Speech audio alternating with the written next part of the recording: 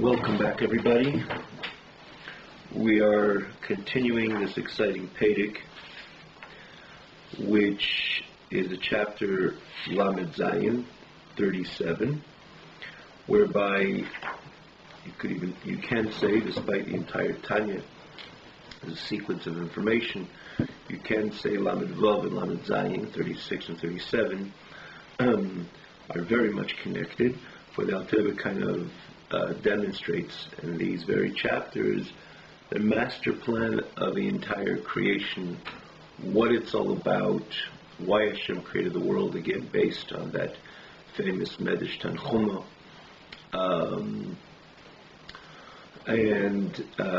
which was mentioned a number of times, and how does each individual play a role in fulfilling this master plan. As an individual, what does he accomplish through his learning Torah and his doing mitzvahs? What actually transpires in the behind the scene, or in the context of fulfilling the mandate the way it's prescribed in Medrash Tanchuma, and Yisrael HaKadosh Baruch Hu HaKadosh Baruch Hu wanted a dwelling place in this very physical world, not in the Olam Yisrael, not in the supreme worlds, but precisely in this very physical world. And again, has each individual play a role? Collectively, all of Am Yisrael play a role, and what is the end game?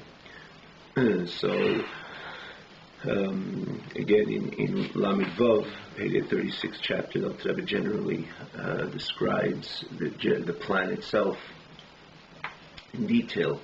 In Lamed Zayin, the Alter Rebbe begins how we play the role. What is how our role unfolds implementing this very plan, and the Alter Rebbe because as we begins this chapter in 36, 37, that ultimately everything is a result of Maseinu V'Avodaseinu, our actions and our service throughout the entire time of Golus. Actually, it began from Matan Torah.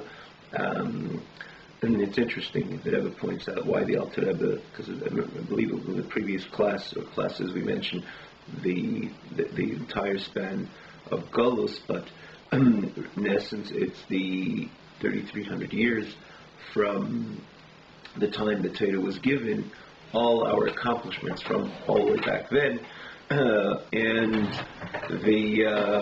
so why does Alter Rebbe use Mashach Golus, the time of exile, but precisely the time of exile, even as opposed to rather time of better times within Am Yisrael, that's where we accomplished most of the accomplishments in the context of the wording or the details of the master plan of HaKadosh Baruch Hu, our mandate, and our mandate in this master plan, we fulfilled most of it, or qualitatively for sure, precisely in the time of Golus, even in comparison to the better times we had throughout the 3,300 years. So that's again, the Rebbe has a whole explanation why the Alter Rebbe adds or uses Kolzman Mashach HaGolus, precisely Golus, as opposed to the entire 3,300 years from Matan Torah. But again, in the end of the day, it is from all our services and all our work throughout all this time, which ultimately produces the Messianic age and Messianic era, the times of Mashiach, which again the world will be Yimoleh Kved Hashem, or Lashon of the Yeshayahu, which the Rambam brings, it actually concludes the entire Sefer. Umol Haaretz De'es Hashem, the entire land, again not the Aretz Haruchni, any spiritual level or plane, which is Gan Eden and so on, that's obviously full of De'es Hashem, but even the Aretz HaTacht, in this very physical world, I mean not only some trickling in some knowledge or some acquaintancy of HaKadosh Baruch Hu, every single part of Elam has it.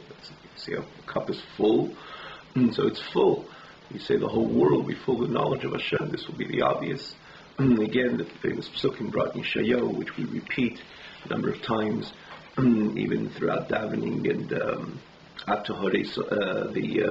Ki Ein B'Ain Yiru, which we say in Brich Shemei and Yontif, When we open the Sefer Torah, we see these psukim in Yeshayahu, ki ayin b'ayin yiru, the physical eye will have eye-to-eye contact with HaKadosh Baruch Hu.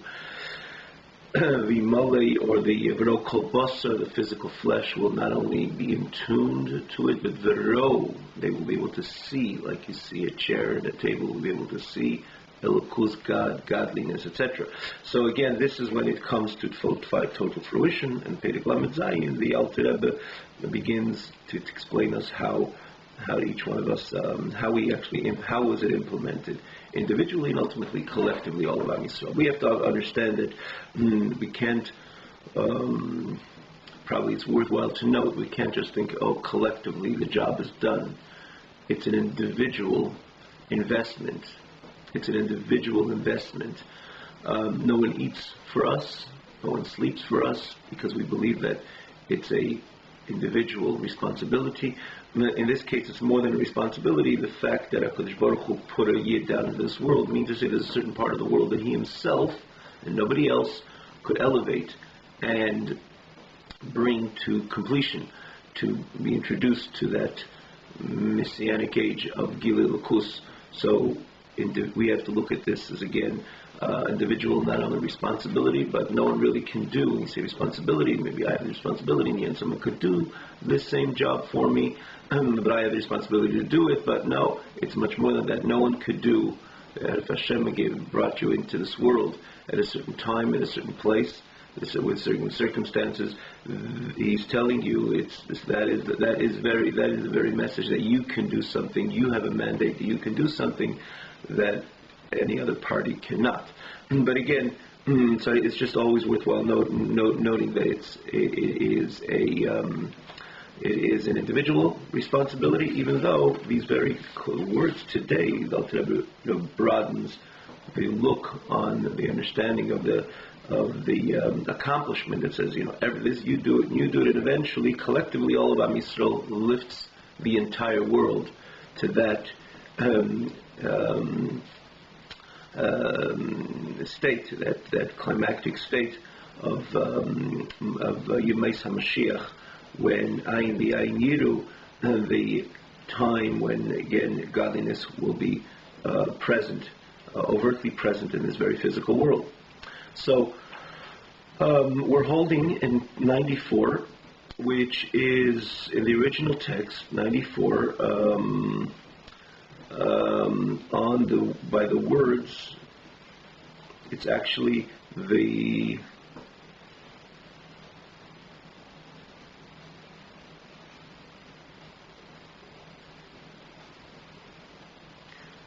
eighth line from the top, and you could find it as well according to the corresponding English text, which is, the word begins kasher kol haneshama v'nefesh elikis. Baruch atah Adonai Eloheinu melech haolam she'akel everybody. So I will always, as I mentioned, always, in order to get more clarity in all this, what we even just recap over here, that you could always go back to the previous classes in the link box Tanya, or in the TanyaOnline.com, which is again the very same class, hosted by the very same hosts, but yet the advantage, it's a site which is solely on this class, and you could easily follow with the text. Very, very easy access into the previous classes, and in a way that even every different classes are divided, you could very easily find the previous classes, and again, each one there's the same possibility to follow with the text of that particular class. So you could again go there again, even regarding this last two chapters, Lamed Vav and Lamed Zayin, 36 and 37. Two we're holding up till now. In other words, the information up till now, if you want to get a flow in this very message. So what did Alter Rebbe say in the very beginning of this Lamed Zayin? And again, the way he builds up, and he says that the Yid doing a mitzvah, what he does is he elevates the item through which the mitzvah is done which is again the significant majority of our Torah mitzvahs, is dealing with the physical, of its tefillin, of its mezuzah, etc. Tzitzis, and most of it, again, the significant majority of our mitzvahs deal with the physical. And the physical up till now is receiving its energy from Klippas Nega, from that neutral level of Klippa. And when he does the mitzvah, he elevates it. He elevates it that at that point it's receiving its energy from Kedusha, from the world of divinity, the world of sanctity, as opposed to the Klippas Nega. Again, we're using terms which we elaborated and we explained and expanded on the terminology and the precise message from Klippas Nega to Kedusha. And then the Alter Rebbe goes on and it says even when a person learns Torah, when he's not mamish dealing with the physical, and he explains how it works when a person learns Torah, then he goes on and he says even more so. The Elam Hazeh, which ultimately led, the part of Elam Hazeh which ultimately led for you to take the Gemara and sit down and learn Torah, or for you to do mitzvah, is also elevated, which means you had the strength in order to strength to sit down and learn Torah, or to do the mitzvah, via the good nourishing meal that you had the hour before.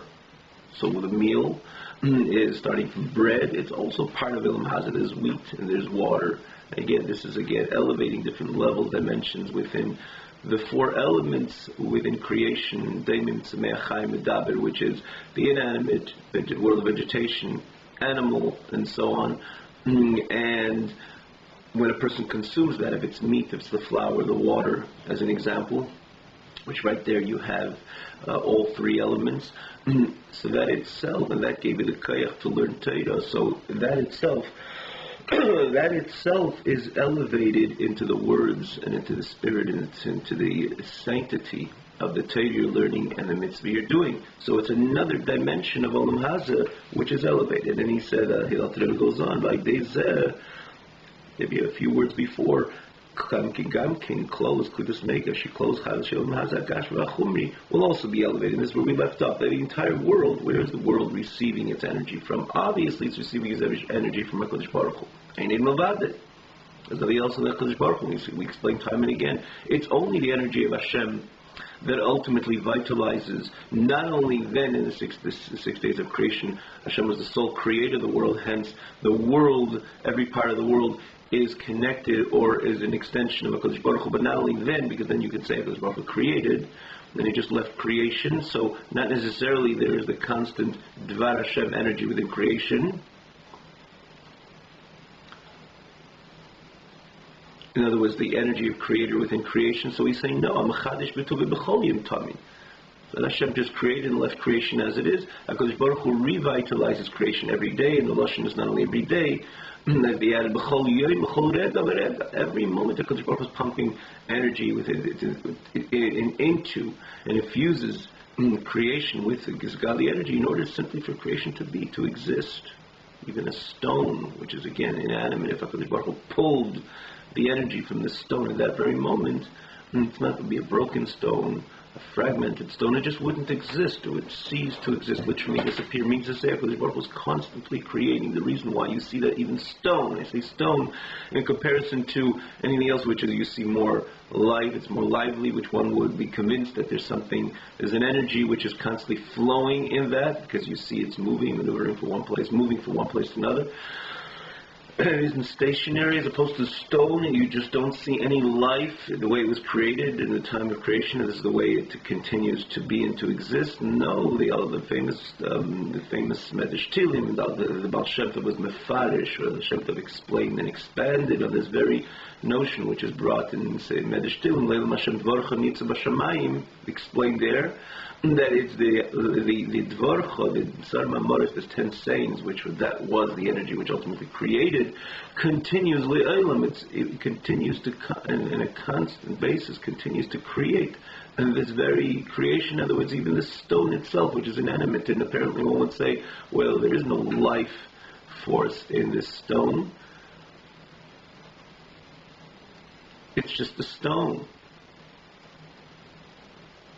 But the opposite is so true. If HaKadosh Baruch Hu is constantly pumping energy into that stone. So the energy, the stone, the energy we pull from the stone would literally disappear on the very same moment. So HaKadosh Baruch Hu is mechadish b'tuvi b'chol yom tov ma'aseh, which is every moment, the stone itself is renewed, revitalized by HaKadosh Baruch Hu, and that's the way it's able to exist. And I just say this in the context that, so in the end of the day, what does it tell us? That there ain't Mavadi, there's nothing else than HaKadosh Baruch Hu, in every single level, that in the world itself, the fabric of creation, that is HaKadosh Baruch Hu. There's nothing else. There's no other independent energy which is vitalizing that particular part, any particular part of creation. It's all an extension of HaKadosh Baruch Hu. It is HaKadosh Baruch Hu. The problem is, and this is what our Avodah is, problem is, and this is what our mandate, our service is, that the energy goes through, the energy coming from HaKadosh Baruch Hu, it's channeled via Klipas Nega, which obscures the emes Hashem La'ilam. And that's the very reason why the world doesn't demonstrate and scream. They don't even say with a voice. But the presentation of Elam Haza is not a presentation, again, pre-Avodah of the Yid, pre-service of the Yid. The world on its own does not demonstrate the Achdus Hashem, the oneness of HaKadosh Baruch Hu. Quite on the contrary, the world is an obstacle, as we all know it. The world can be challenging. When we come to deal with it, or when we live in Elam Haz, when we stand as our with our mandate. In other words, when we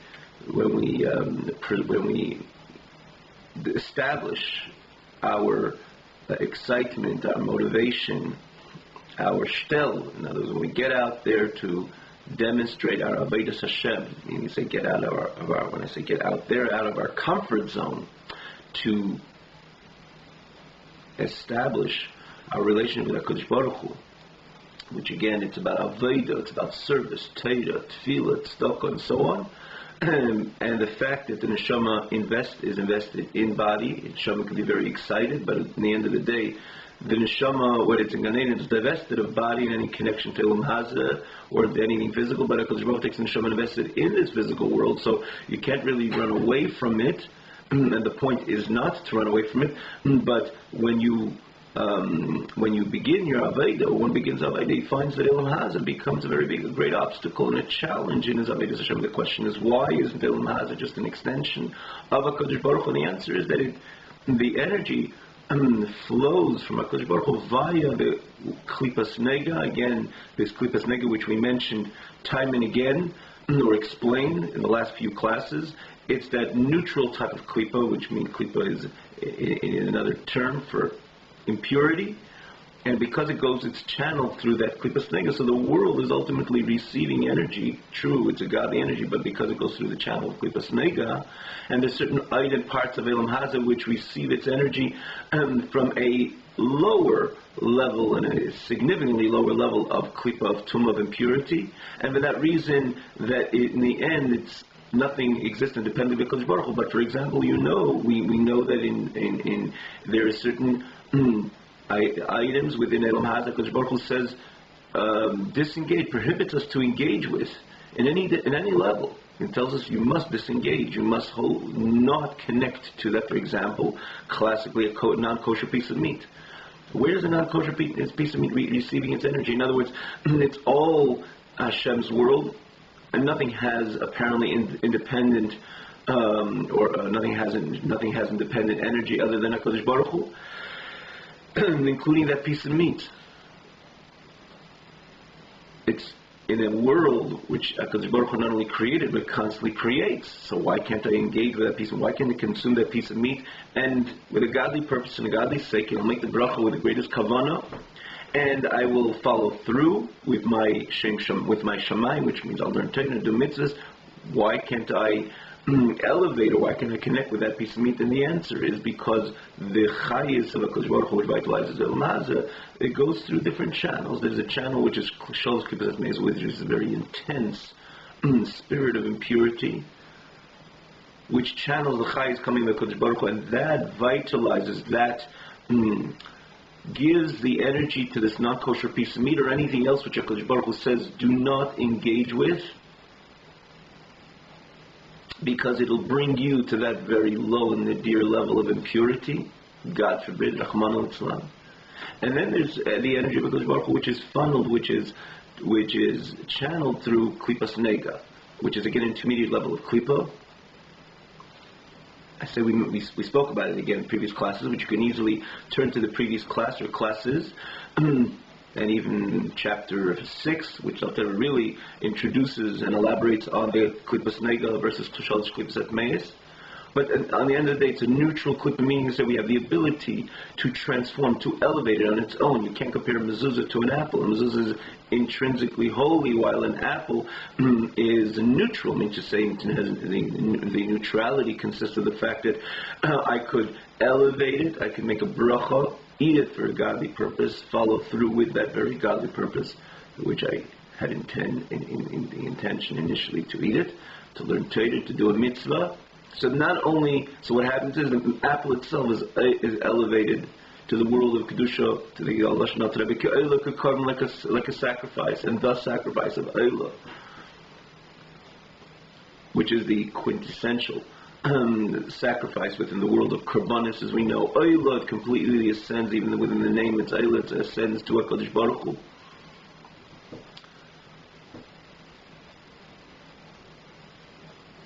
So then the apple itself reaches a level of kedusha, you could even say, like the mezuzah. If it's an eilah, it's a korban, it's a mitzvah. But that's only that is only by my choice, and that's where that sense of neutrality, I could chas v'shalom eat the apple, even with a bracha for that matter, that I could eat it with a non-godly purpose. I'm tired, I want to go ahead and speak Lashon Hara, God forbid. But I have no strength to join this Lashon Hara conversation. I'll eat the apple and then I'll go ahead and I'll gain the strength. And I'll go ahead and join that Lashon Hara conversation. What you did was, you brought the apple to the world of Lashon Hara, which Lashon Hara is one of the 365 mitzvahs, Leisesa, which is associated with Shalosh Klipas Atmeis. This is one of the areas that Hashem says, do not engage with, because that is intrinsically, inherently evil, inherently impure, like the non-kosher piece of meat. So what happens is the apple itself falls into the abyss of that experience, of the abyss of the energy, the negative energy of in other words, aligned with the negative energy of the Lashon Hara or any other chas v'shalom negative deed or action. Rather, negative deed or speech, or negative thought even, as we spoke a number of times. Our mandate consists of being careful of action, speech, and even thought, vision, what I look at, and so on and so forth.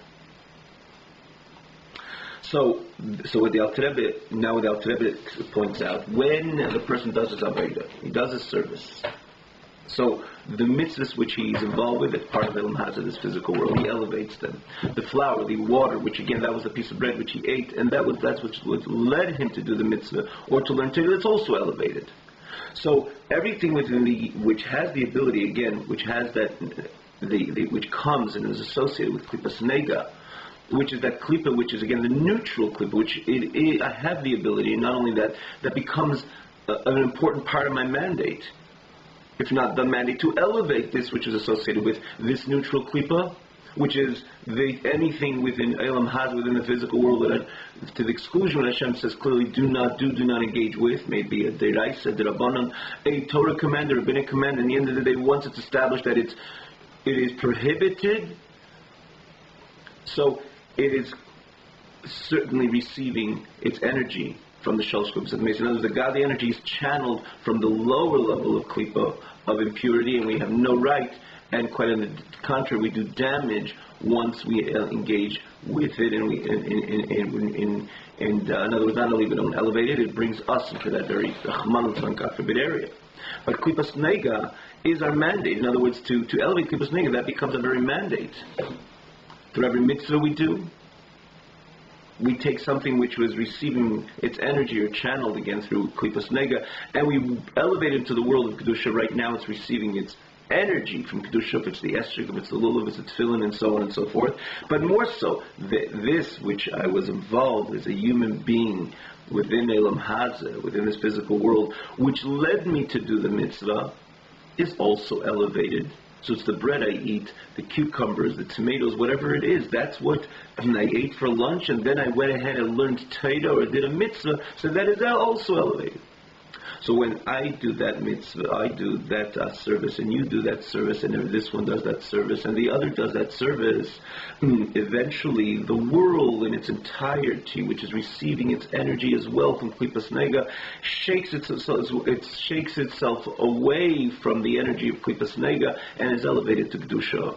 And if a world is elevated to Kedusha, it becomes natural. It becomes the obvious, the consequence to that. The result of that is the natural result of that is that the world, the lights come on, the world sees eye to eye, is in tune with its creator, because there's no kisui, there's no cover-up, there's nothing obscuring the energy from Elam Hazeh, so the world is screaming itself, Einei Milvadeh. It's the entire world feels and is part of the Malchus of HaKadosh Baruch Hu, the kingdom, the HaKadosh Baruch Hu's reign. The world, the natural state of the world is to feel and to demonstrate the oneness of HaKadosh Baruch Hu. The knowledge of Hashem is filled. Mole means every part of Elam Hazeh is filled with the knowledge of Hashem. That's a natural consequence to when Elam Hazeh is elevated from Klipas Nega to the world of Kedusha. And therefore, all these psukim fit perfectly in Ayin B'Ayin Yira. Why shouldn't I see God eye to eye? God is the creator. Not only created thousands of years ago creation, He constantly creates creation. Creation has no independent existence. The fabric of creation is the Dvar Hashem, the godly energy which is within creation. So if it's not covered with channeled through Chman al Shos Kibzat Meis or Klipas Nega, it obviously in the world itself will be megala, will demonstrate the Hashem Echad, the oneness of HaKadosh Baruch Hu. But it's in our hands that we do this avodah again individually, which ultimately has a collective result. Or every individually does his avodah, so collectively the entire world, again, the result is that the entire world is elevated from its Klipas Nega, from the energy of Klipas Nega into the energy of Kedusha. Now, I say this a bit early because it'll be easier to flow through the wording over here. So the mandate is not to be, again, we have Lei Sesa, remember we have the mitzvah, not only mitzvah say, which we're pretty much emphasizing, we're dealing with right now, but how does the Lei Sesa come into the picture, even though we alluded to this, but clearly in everyone's mandate,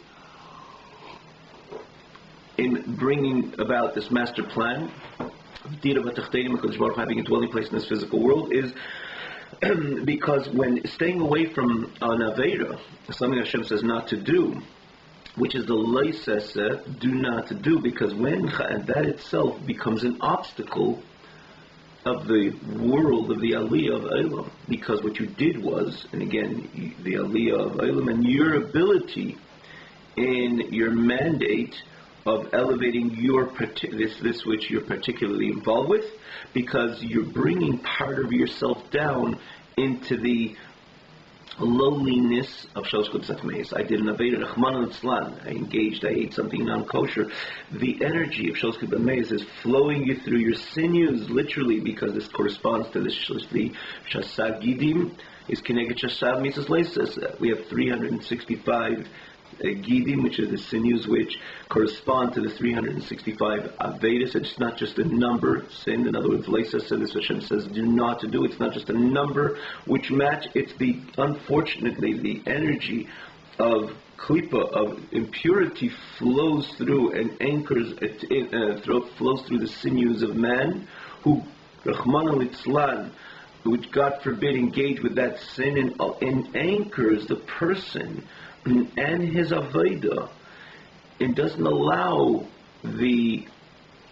this which is associated with klipas nega, in other words, the neutral klipa, which is associated with his entire aveda, all the positive mitzvahs, and all this which he is to accomplish via his positive mitzvahs. There is an interference because he anchored himself down. He's one person, it's one entity, and with a person engaging in Rahman al-Islam, God forbid, in the Aveda, he's anchoring his energy down into the world of impurity. So he causes a great confusion within himself, within his service, and therefore it's not enough just to do the good stuff and say, well, all the good stuff I do, I am elevating myself, the world around me, to elokus, to godliness, meaning to say I'm elevating it from this klipas nega to the world of kedusha. But it's equally important that a person is careful, and more than careful, he's scrupulous, chas v'shalom, not to engage with any Aveda, which is, again, this is the 365 mitzvahs leises. We know that there's 613 mitzvahs, 248 of the positive mitzvahs, which correspond, for that matter, to the limbs of man, and 365 mitzvahs leises, which correspond to the sinews of man. And we have to equally be careful in the leises, and this is what Hashem says not to do, and not only because we know it from a Yidden, we have to do what Hashem says and stay away from what Hashem doesn't say, without any explanations. But if we're looking if we're focusing on our role as individuals, fulfilling Hashem's master plan within creation, we have to realize that it interferes, it anchors a person down into areas which does not allow him. You have something which you want to fly high, but if something is holding that vehicle and it anchors it down into very low levels and very strongly anchored down, you'll have all the motors and energy which wants to uplift it. It's very difficult for this spirit to be uplifted. So does it mean that a person should say, okay, you know what, I was involved, and if I'm not particularly careful, I'm going to stop doing my Aveda because I'm not gaining any. Nothing can be elevated if part of me is well anchored into the lowliness of Shalosh Klipas Hatmeis, the impurity of Shalosh Klipas Hatmeis. At the end of the day, obviously we have to continue trying to be careful from now and onwards, and realize that it interferes. But we always have to go on with everything which comes to us, including when we're dealing with another Yid. We have to get involved with mitzvah say, first of all, when it comes to society today.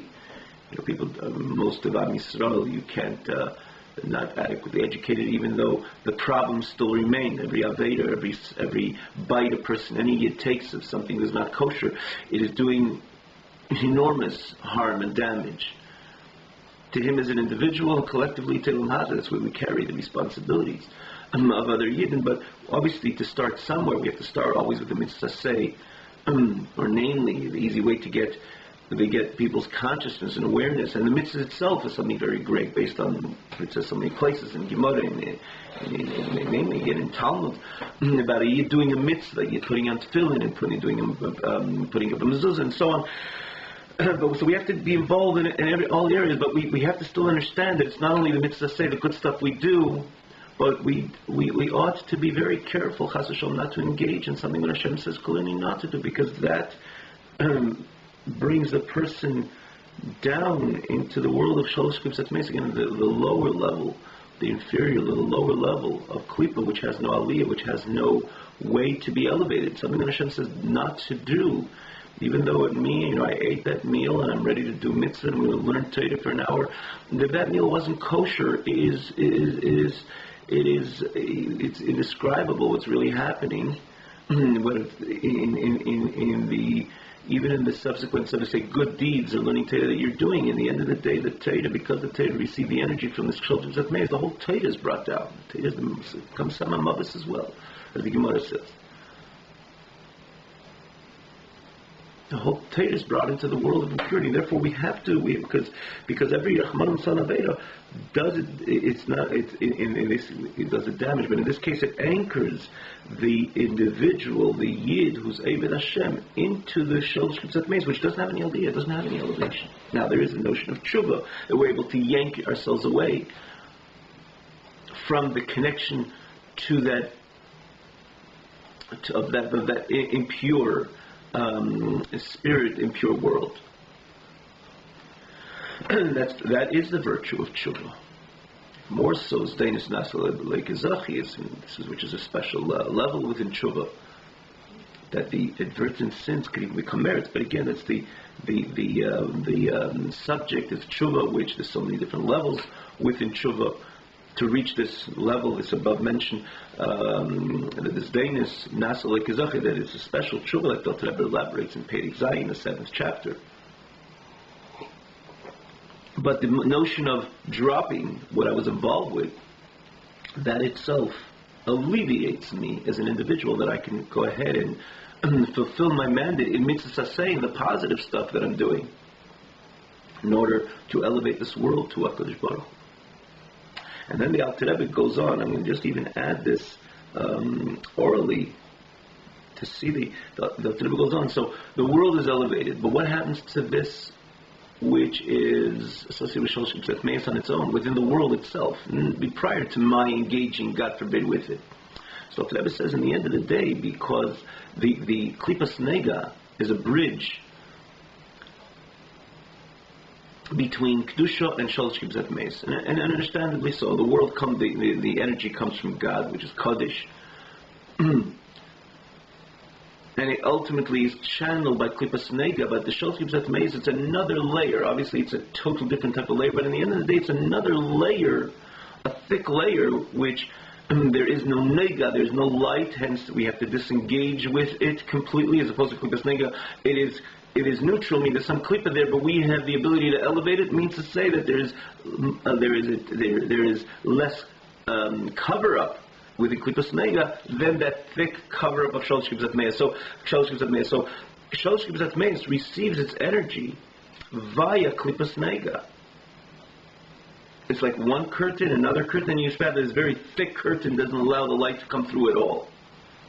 It's a gradual process from sun to sun, which is light, to less light, and then you have a thick curtain which is not allowing the light to penetrate at all. It could be that without those thin curtains, some light would penetrate that very thick curtain. So it's gradual. It's a few curtains, and eventually that thick curtain doesn't allow the light to come through completely. It remains completely dark. In this context, dark, completely impure. In the face of the purity, the tar, the kedusha of HaKadosh Baruch Hu, the energy associated with HaKadosh Baruch Hu. So, and we can perfectly appreciate it, the light comes out. It is tackled, or say channeled by Klipas Nega, and then by Shalosh Klipsat Meis, and ends up to be Shalosh Klipsat Meis, the next low in the lower level. So when what the Alter Rebbe is getting out of here, when this is cured and this is elevated, Klipas Nega, consequently, Shalosh Klipsat Meis itself is obliterated. If you have two sides and there's a bridge in between, if you crush the bridge, these two sides will not be connected. This will fall apart. And meaning to say, this which has no strength, no energy, will fall apart, because what was holding it up? The bridge was holding it up. The bridge connected this which is solid and to this which was just very vulnerable and very easy to fall apart, but the bridge was holding it together. But when the bridge is broken apart, that completely falls apart, while this remains strong, and maybe even stronger, because it's not any more connected to this which doesn't have any adequate strength on its own. And similarly, when the Klipas Nega, which means when the physical world is elevated via Klipas Nega, so Shalosh Klipsat Meis, which receives its energy via Klipas Nega, falls away completely. And we'll see it in the words of the Alter Rebbe. And then again, the world remains pure, and the world remains a divine world, and again, in the context of the world that is overtly aware and lives with the Ened Muvade, the Emes Hashem La'ilam, the God, the reality, becomes again the norm within Elam Hazah, similar to the way it's in Gan Eden. The only thing is, in Gan Eden, it is a world which is just there for reward, while this world, this is where the Tachlis HaKavan, the ultimate intention for all of creation. This is the Tainug of Beirei, the Eibishter finally reaches his pleasure, his state of pleasure, that the world itself, which was created in a way that it obscures the reality of Hashem, here demonstrates overtly the oneness of Hashem. V'molei is kol ha'od, Kved Hashem is kol ha'od, is the honor and the glory, because Baruch Hu fills, and again overtly becomes obviously, becomes manifest, becomes the norm that the world demonstrates, the Ened Mavade, which is not only Tainug of Nivra, Tainug of created being, which is the Neshama in Gan Eden and so on, but rather Tainug of the Beirei, the Tainug of Creator, which is the Eid Arech, which there's no comparison. That's why this world, this is what as the Mishnah says, this is the world which, from the entire reality of upcoming world. Because here's the purpose. So we must follow a little bit to the text over here.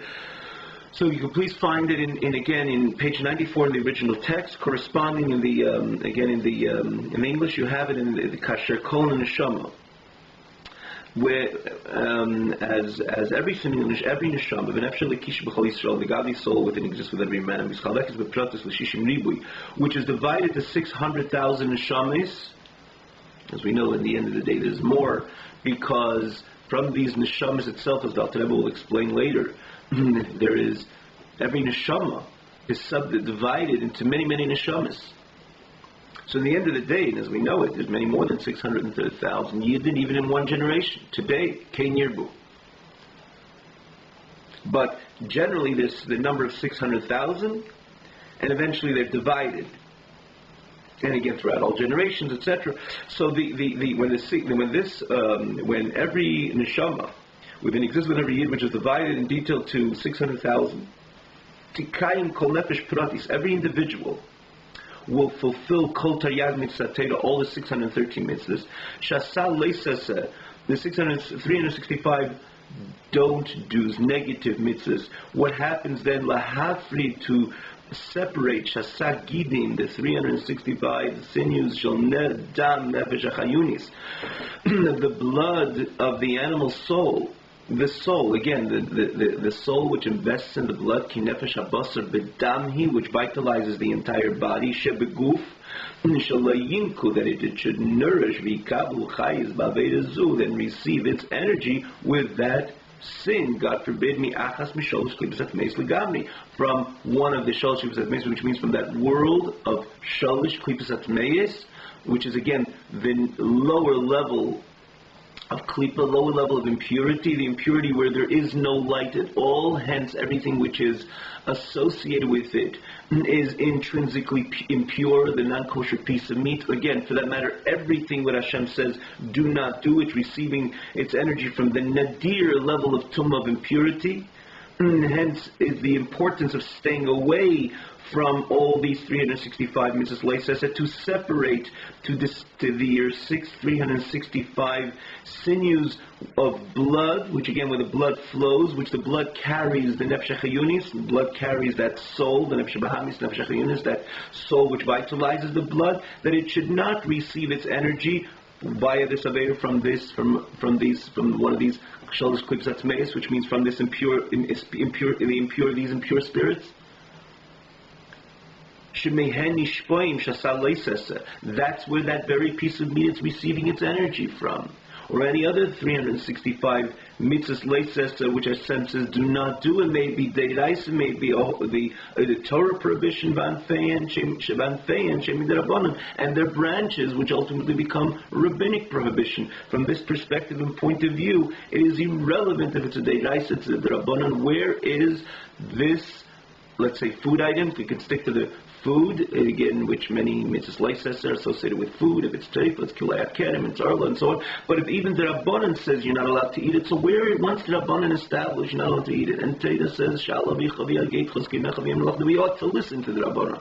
So the Rabbanan are telling you, when they say do not eat it, right now it's receiving its energy from shalosh kibzat meis, from this level of impurity, similar to that non-kosher piece of meat. Hence I must stay away not only from the Deiraises, but even the Rabbanan. Because the Rabbanans, even all the Rabbanan, means rabbinic prohibitions, are also receiving its energy from shalosh kibzat meis.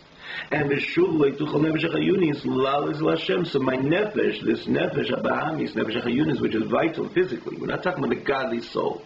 We're talking about the soul, which is again involved and continues to vivify the body, that cannot be elevated. Lal is Hashem, to cannot ascend to HaKadosh Baruch Hu. If it was impurified by the impurity of the shalosh kibzat meis, they have no way to be elevated. As we spoke time and again in the original chapters in 6, 7, that once something is associated with shalosh kibzat meis, I can't be the chacham and say it is. You say God is completely impure. You say God is completely obscure. It's the cheshach, it's tumah, and so on and so forth. I will try to elevate. Hashem says, "Ain't disengage." If there's an ability that if we had the ability to elevate it in one way or another, HaKadosh Baruch Hu would say, "Engage with it," in different times or whatever it is. But Hashem says it's asur. Asur, again, even though today we use the lashon, the reason it explained why it's asur means to say it's intrinsically connected to Judah. It means asur, it's imprisoned, it's incarcerated, it's anchored in the world of shalosh kibzat meis, this lower level of impurity. So it doesn't have any aliyah. There's no way to elevate it. Again, if they had the ability to elevate it, Hashem would tell us, engage with it. Similar to because Baruch tells us, engage with the apple and the orange.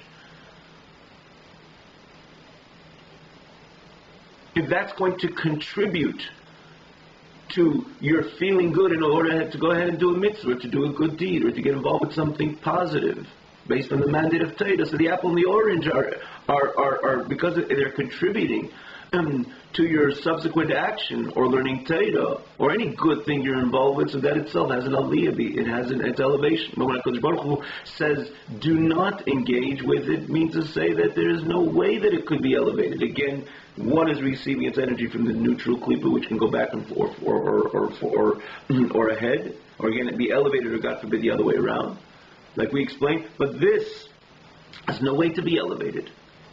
It's just a matter of annulling them and staying away, lagamri, completely removing it. Again, maybe in action or speech or even thought.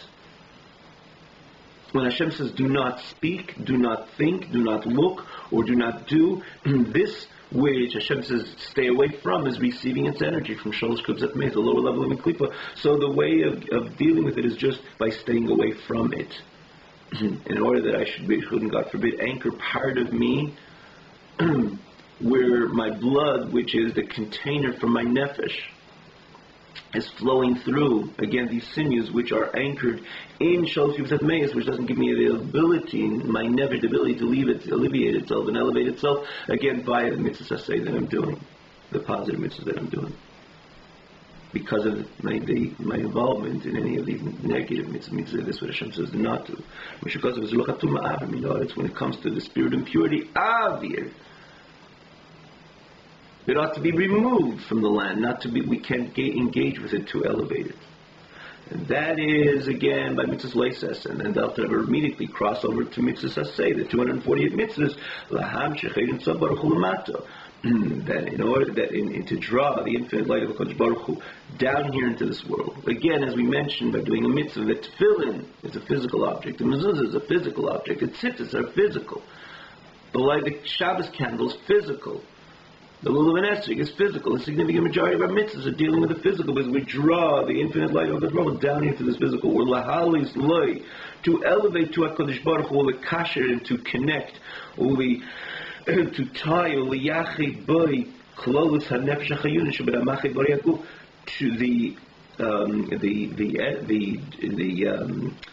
nefesh, the soul, this very soul, to elevate it by its investment, as we said before, What is the energy that puts on the tefillin? Where does the energy that does the mitzvah? The energy comes from the nefesh. In other words, if the live yid is able to put on tefillin, the nefesh elikis can't put on tefillin.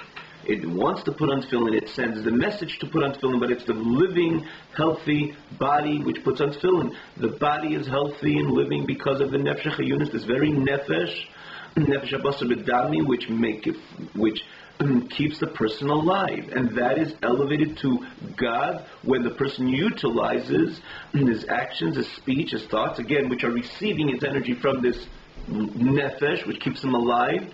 So the nefesh itself is elevated from the state of klipas nega to the state of kedusha, but that he accomplishes precisely through engaging in this what Hashem says do, with the Ratzon Hashem is pnimius ritzain, with the core essence of the pnimius means the inwardness of a Kodesh Baruch Hu exists in that mitzvah. I can't just say God, sit down and say God, I love you, and that way my nefesh chayunis is elevated. No, it has to be through my involvement. My actual involvement in the mitzvah, the way Hashem says to do it. If it's the putting on tefillin, the way Hashem says to do it. So my putting on tefillin, like he explained, again, this is the culmination of what he said before. The tefillin is physical, so the tefillin is elevated. My hands are elevated. In the end, and the nefesh chayunis itself, the godly, rather the soul which simply keeps me alive, is elevated from klipas nega to the world of kedusha. Again, via the Ramach mitzvah say, the 248 mitzvahs, to draw the infinite light of HaKadosh Baruch Hu, to elevate to Him, and to connect, and to unite. Close the nefesh, which keeps me alive, which is invested in 248 the limbs of the body, again, 248 corresponding to the 248 mitzvahs say. B'yichud Gomor, with the complete unity, to become completely one with the Kodesh Baruch Hu, just like the Kodesh Baruch Hu, it has said, it aroused, literally translated in Hashem's Ratzon, Hashem's desire, in His master plan, to have a dwelling place in this very physical world. V'heim Leila Merkava, and the Yid, whoever serves a Kodesh Baruch Hu, would be a chariot, just like the Avis, just like Avraham, Yitzchak, and Yaakov, which they're called in a number of places, starting from Zayar. They were called a Merkava to HaKadosh Baruch Hu, and we mentioned many times. What is the notion of Merkava? Briefly mention it over here again. A chariot stands with a complete self-nullification to its rider. It's not when you go into a chariot and the rider sits down and we're going to start going and the chariot says, you know what, let's go straight or let's go left today. And the rider has to say, chariot, I want to go right. It doesn't work that way. And even the chariot will eventually give in to the rider and say, okay, you want to go right, you're the boss, you have the reins, you have the ability to, or like today in contemporary, again, language of the car. The car doesn't say anything. It's easier to understand it with a chariot because the chariot was much more control of the rider. But even in a car, it's not the car says, let's go left, and you say, you want to go right, I'll give in to you. Or maybe I won't, God forbid. It's where the rider wants to go, the one who has the hands on the wheel. The chariot becomes just a vehicle to where the rider wants to go. It's not the other way around, God forbid. And the same thing, and this is the description of the Avis of Rav Yaakov, as they were called a Merkava in Zohar. Starting from Zohar, they were called a Merkava to HaKadosh Baruch Hu, meaning to say HaKadosh Baruch Hu was the rider. They were vehicles to HaKadosh Baruch Hu in such a way that it's not that they didn't have any of their own things, their own desires. That because we all, many of us, hopefully most of us and all of us, one day will also serve HaKadosh Baruch Hu to some degree, to a great degree, by many. But from that to being a Merkava to HaKadosh Baruch Hu, there's a bit of a gap. Because in the end of the day, many of us, I want to do this. Someone, okay, Hashem, you want me to do that? I'll do that. The idea that a Yid to be, by Avraham Yitzchak Yaakov rather, it was a way that it wasn't that HaKadosh Baruch Hu, they didn't have their own desire, they didn't have their own interests. It was about them being a vehicle for the rider for HaKadosh Baruch Hu. HaKadosh Baruch Hu was Reichiv, HaKadosh Baruch Hu has an important mandate to fulfill in this very physical world. And he needs a vehicle, Kaviyachal, this is the way he established Avraham Yitzchak Yaakov, HaKadosh Baruch Hu's vehicle, whatever HaKadosh Baruch Hu wanted, that's what was implemented. Like a rider wants to go from point A to point B. The vehicle does not. The Merkava, the chariot, doesn't even argue, doesn't put his 2 cents in. Wherever the writer wants to go, that's where it goes. HaKadosh Baruch Hu needed to implement all this that he wanted to implement in this very physical world. Avraham, Yitzchak, and Yaakov were there for him, without any personal interest, no ulterior motives. It wasn't even like some times of, and David Hashem, he said, really, I want to sleep, I don't want to eat, okay, Mishter, you want me to do this? I'll do it for you. That's not Kol Merkava yet, because there's still I want to go left, okay, you want to go right. You're the one with the reins, and you have the ability to go right. You can override. And Merkava doesn't even have it. It doesn't even demonstrate its two sense as something in any selfish interests or personal interest. It's just there for the writer to go from point A to point B. And the same thing, Avraham and Yaakov, they lived their entire life. There was nothing, not in action, not in speech, but it was all about them being a vehicle to HaKadosh Baruch Hu. Not even with an interest. Again, not even an interest, an initial interest. Like the Merkava, like the chariot. When the rider hops onto the chariot, that chariot doesn't say anything. I want to go there, and maybe you want to go somewhere else. Let's have it out. Okay, you're the boss. It's just there for the rider, wherever the rider wants to go. That's what it's a vehicle which is taking the rider to where he wants to go. And similarly, the Avis, they were Merkava to HaKadosh Baruch Hu, and this is ultimately what HaKadosh Baruch Hu really wants from us. At the end of the day, he gave us a body, a healthy body, like Chasiyam Mishon Tevis, the 248 limbs and the 365 sinews, to which carries the flow of the blood. The blood flows through these sinews, and eventually the person is able to maintain his health as a result. And he gives us the 248 limbs. And he tells us, and again, which corresponded to 248 mitzvahs, and 365 gidim corresponded to 365 leises. Hashem says, make sure that all the energy flowing through your sinews, which again, the energy which is in the nefesh chayunis, the soul, ki nefesh basar b'damhi, is in the blood, and which is flowing through your gidim, flowing through your sinews. Make sure that there is no energy of shoskim zet meis, from the lower level of impurity, because that will anchor your whole system down in your nefesh chayunis. It'll interfere with your nefesh being elevated to HaKadosh Baruch Hu. And that is ultimately your mandate. Each one of us, the mandate of each one of us. And then again, we do what we have to do on the positive side, in the 248 mitzvahs asay, in elevating this world again via our personal world, as Dr. Rebbe again built up so eloquently in this very chapter. The mitzvah we do, and if it's mitzvahs asay, and if it's Talmud, doing a mitzvah or Talmud Torah, and ultimately the food that we eat and everything which we engage with permissibility, obviously with Kodesh Baruch Hu saying it's okay to eat a kosher piece of meat and a kosher piece of bread and so on and so forth. And then we go ahead and we live a life the way Kodesh Baruch Hu wants us to live. With this, we elevate our nefesh chayunis, which is again free because we're careful. Mitzvah leises, and it's not anchored in inappropriate areas, so it has the ability to fly, to soar on high via our investment in mitzvah say. And again, it's our nefesh chayunis.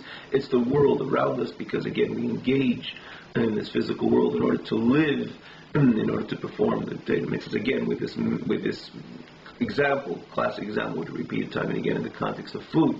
It's the food we eat which keeps us alive. Hence, the food itself is elevated, and eventually the entire world, as he's going to, Bez Hashem, in the next week's class, we'll see how the Alter Rebbe is, as we said this orally, but again we'll see in the text how from the individual Aveda, ultimately the entire world is elevated, and then it becomes obvious, B'malek Kved Hashem, as Kol Ha'aretz, the glory of HaKadosh Baruch Hu becomes the most natural state.